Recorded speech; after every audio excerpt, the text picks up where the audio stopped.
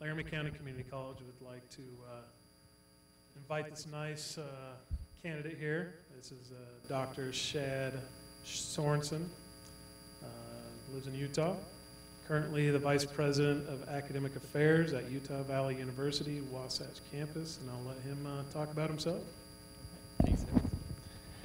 Actually, Student Affairs. Yeah.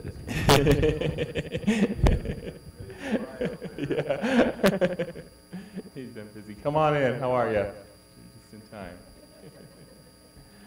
Well, it's a pleasure to be with you, and I have had an incredible day. And it's been one of those days where seeing the facilities is fun, but the highlight is talking to the people and hearing. We got to even hear from a couple students.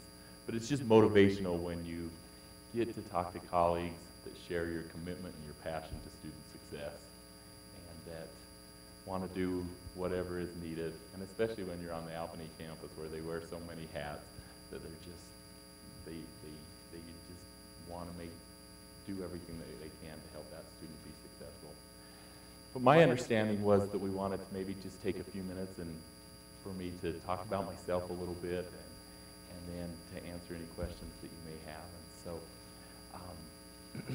I'm a college dropout, and I say that literally, but fortunately it was because of people like you in this room, faculty members and staff members that cared enough about me as a person that changed my direction, and also my family that changed my direction. So just to give you a little bit of history, I grew up on a small dairy farm, and I had 2 aunts that were school teachers, and so my dad was always saying, don't be a dairy farmer, go be a school teacher. They have good insurance benefits and a retirement. And so I thought, well, I'll take the best of both worlds and I'll major in agricultural education. And so I did that for a semester, and I had a friend that was attending the community college, and he painted this wonderful picture of my first semester wasn't like I had imagined. I was going to class, I was going to work, and I really wasn't doing that much besides that. So he painted this picture of how great life would be, how we'd study all night, and how there was a social life that would be had and all of that fun stuff. So I didn't tell my parents. I figured I'm an adult. I transferred colleges all by myself. Told them at Christmas break I was transferring and all was going to be well. I got to the new place, and my friend decided, I want to save some money, and my parents don't think it would be a great idea for me to move out. I only live 20 miles from here. So once again, starting all over, meeting new roommates, and after 2 or 3 days, I just decided this isn't worth it. And I packed my bags and went home. And at that point in time, that's when my mother said, we allowed you to transfer, but you're still going to go to school. And so that was the semester that I happened to meet the faculty member that became my mentor. And I was away from school, and he even called my mother, and he said, there is a great scholarship that I think Shad should apply for. And he and my mother started the application process that summer for me to apply for a scholarship. And it was because of experiences like that then I was walking down the hall one day, and I saw a sign, join student government. And it said scholarships available, join student government. So it wasn't the joining student government that got me, it was the scholarships at that point. And so I filled out the application, and then from that, the rest is history. I had the opportunity to serve in student leadership for a couple years and serve as a student body president, and that just totally redirected my life. I went from being a business management major, and that's my undergraduate degree was in business management and marketing, to going and getting a master's in student development and human resources, and then my doctorate degree is in educational leadership and policy. And had a wonderful experience. I've worked at a land-grant university in the financial aid office doing some assistantship work, and then in the Career Development Center, Career Exploration, had a chance to TA, and that kind of groomed me to then my first time, or then I continued at Utah State University in personal and professional development, community, continuing education programs, and I hosted a lactation conference. So I learned all kinds of good things, and also worked with the Dean of College of Agriculture, and we did a water project, a water conference, and I worked with a couple faculty members, and we developed a GRE in-house because all of our students, a GRE prep course, all of our students were having to go out and pay pretty big bucks, and so they had been doing some work on the side, so we formalized it, and that was a great opportunity. We had some great success with students getting into graduate school and not having to pay near as much. And then I had always wanted to work with students, and that's when I transitioned over into being an academic advisor and career counselor, and I've had a chance to work in accessibility services.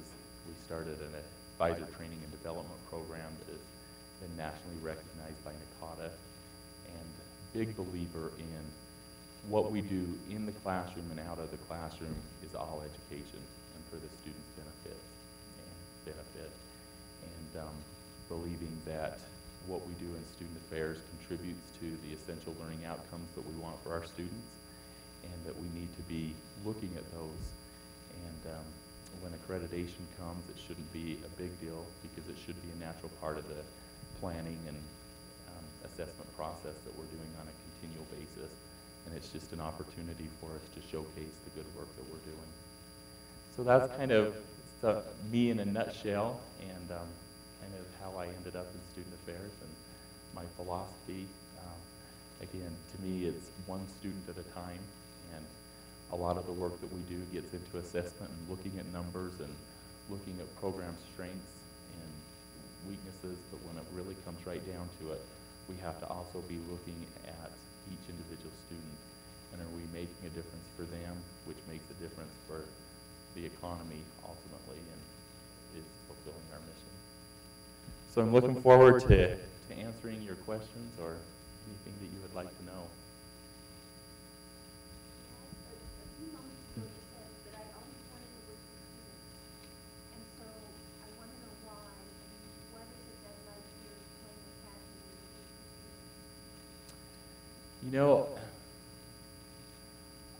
to me, it's fun working with all types of students, but the ones that really light my flame are those that don't know the potential they have within them, and the opportunity that you have to help them to become empowered themselves and to see what they have and to see what they can become. And I told this story at the Albany campus, but I want to share it again.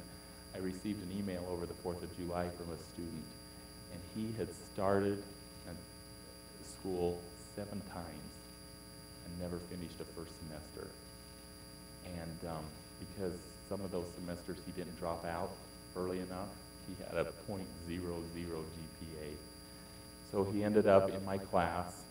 I teach a college success class, and he was committed, and I was committed, and we worked through it together. And he sent me an email over the 4th of July saying, I wanted to let you know, I think his GPA is 3.7 or 3.8. He's finished his 2nd year, and he just received a scholarship. And then he proceeded to tell me that the group that I assigned him to work with, his cohort, because I'm a big believer in cohort learning as much as possible, he told me about what some of them are doing, and just, again, to me, that's what it's all about. For those students that they have it, and maybe they're a traditional college student, or maybe they're midlife, or maybe they're a senior learner, and whatever life circumstances has finally brought them to the door, and we're able to be a part of their lifelong learning goals. Please.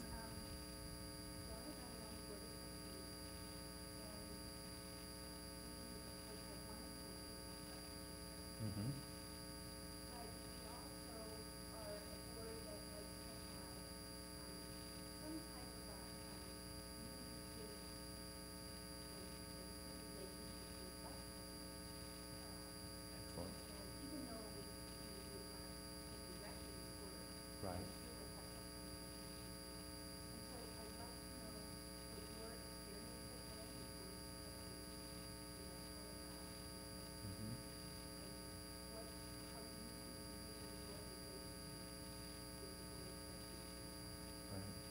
I had an opportunity to sit on the boards of trustees as a student body president for 1 year. And so that was an opportunity for me to kind of see how the policy group works. But I'm happy to hear you expressing that. And of course, my style is I'm part of Dr. Schaefer's team, and I would never want to be the type of employee that is trying to push my agenda above what he would like to see accomplished. But at the same time, knowing that the Board of Trustees are interested in hearing, I would be working with him or through him to find out what it is that we could do to communicate. Sometimes that's through a newsletter or an online blog type of a thing. Oftentimes it's through an accountability report. But I would be making sure that as we meet in President's Council and that we have those meetings as things are happening, that I would be looking for opportunities to get that information to the trustees. And the reason that that is so important, if I move around, does that mess things up? Okay. The reason that is so important is because to be really successful, we want the community involved in LCCC or LCCC, is that what we say? And some of our greatest advocates are our Board of Trustees members because of the connections that you have professionally and personally. And so we want to be able to receive information from our trustee members, from what they hear from their constituents, but we